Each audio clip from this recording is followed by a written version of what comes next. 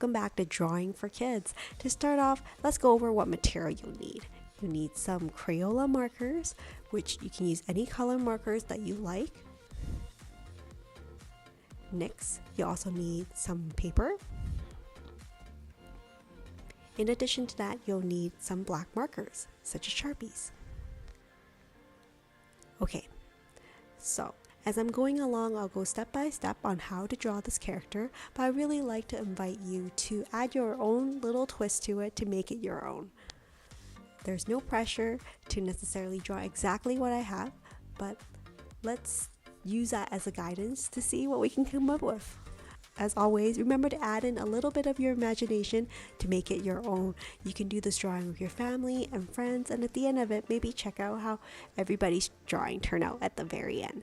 Are you ready? So we're gonna get started.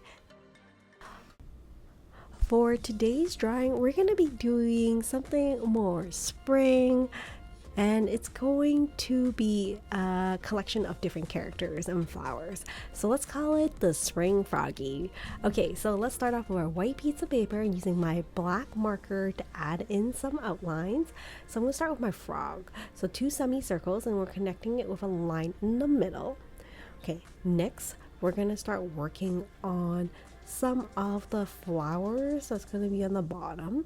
So we'll start with some circles for the centers of the flower. You can do some large circles, some small circles, and then we'll draw petals around it slowly. Here you can see I'm just adding petals one by one. You can make some bigger petals, smaller petals, or like wider or narrow ones, so have fun with it. You don't necessarily have to do exactly what I'm doing. You can also draw different types of flowers. So let's say if you want to do some tulips, some roses, or some daisies. It could be all types of different flowers. Okay, so here I'm just gonna add a few more flowers, and then we'll get back to drawing the rest of our froggy. I feel like that flowers are such a representation of spring, and it's like just so beautiful, and there's so many different colors. I love drawing flowers. So here you can see I'm gonna connect a line from the eye to the flower, so it's almost like the froggy is smelling all the flowers in front of it. Okay, so I have some flowers here. I think I should do different designs of it, but before that I'm just gonna draw some happy faces in the flowers because it's a very beautiful spring day and the flowers are so happy to be here.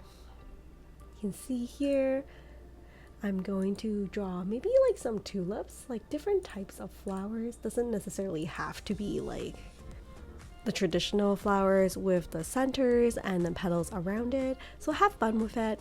Okay, next I'm gonna draw in some flowers on the top, just like the flowers are like surrounding my froggy here, the stem and some leaves.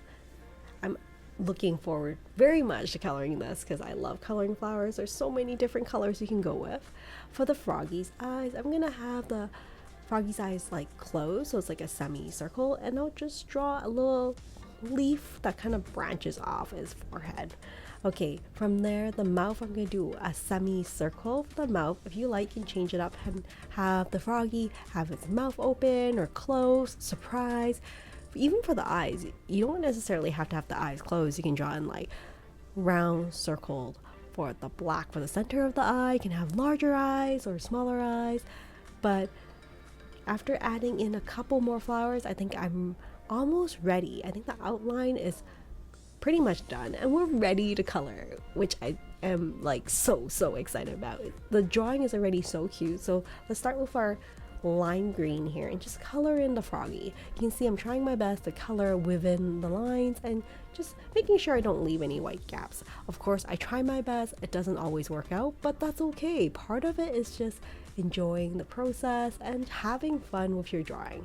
So here I'm going to color in my froggy and then slowly make my way coloring in the rest of the flowers. So why don't you color with me?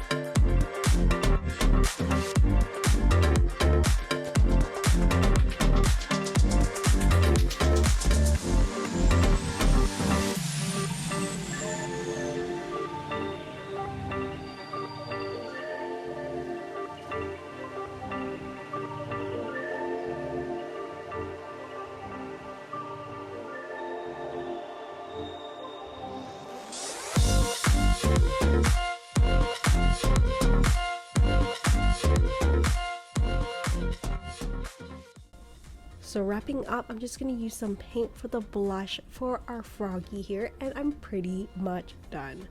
Well, that's it for the drawing today. Thank you so much for joining me on this easy step-by-step drawing of the spring frog. Let's have a closer look here. Isn't it so cute? I'm sure your drawing looks amazing as well. Don't forget to check out my YouTube channel if you're interested in seeing more step-by-step easy drawing of different characters. Well, that's it for now. Thank you so much for joining me, and hopefully I will see you next time.